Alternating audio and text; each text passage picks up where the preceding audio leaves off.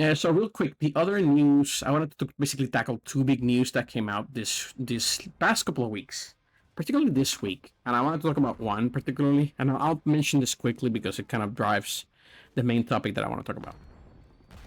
It's like there was an article from Bloomberg actually yesterday on Thursday, October 23rd, and that apparently the last 2 years Microsoft has pushed Xbox to hit profit margins of like 30%, which is sometimes higher than what's called the industry average.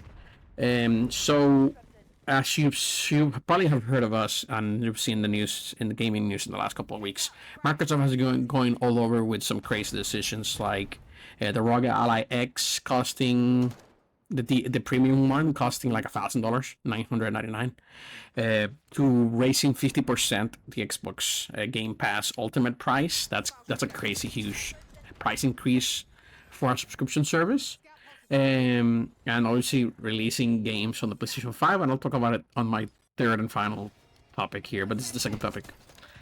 And basically, yeah, we've seen a lot of different changes with Microsoft over the last year or two, like really big changes, which is like they're clearly no longer pushing the console itself, the Xbox hardware. They're pushing for increase to whatever profit margins they can do by releasing, for example, their games on PlayStation and Nintendo platforms. If you recall, the PlayStation Store had like top 6 of the top 10 best-selling games of PlayStation Network a month or two ago were Xbox games. There was Forza, it was Sea of Thieves or whatever it was, Gears of War, Reloaded. So Microsoft is releasing their games in all the systems, and they're selling well. So, and they're good games. So that's been Microsoft's push. But I always thought that this was the case, and I think my brother, for example, or my cousin will agree with me. But we never really heard about it until like at least this article kind of confirms that.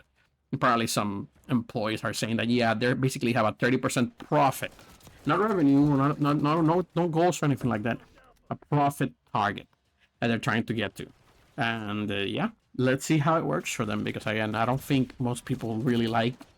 They feel that the Xbox brand is basically dying. Based in the last couple of weeks, it definitely has felt really, really negative. And this is for myself. I'm a huge Xbox fan, but it's really rough to kind of support this company based on all the very aggressive, I want to call them mean, but it's a business, but changes they've done to their business practices. And I'll give you an example. One of the articles or one of the news that we were going to talk about was that there was a comment from Sarah Bond, who's the president of Xbox, and that she stated that and I'm quoting here, the next gen Xbox console is going to be a very premium, very high-end curated experience. End quote.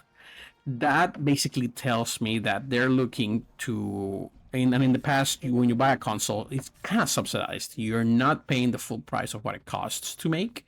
You're basically paying it with the idea that the console manufacturer, be a PlayStation, a Nintendo, like Switch, GameCube, right, whatever, or an Xbox in this case, you're selling the console, the hardware, with the idea that you're going to make a profit on the 30% software credit you get from any software sold, or obviously the software that they make almost 100% of it, right? So that's the trick, that's the difference.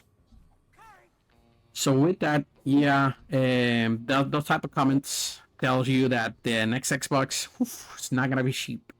I don't think it's gonna be close to 500, 600, 700. I think it's gonna be 800, 900 or more.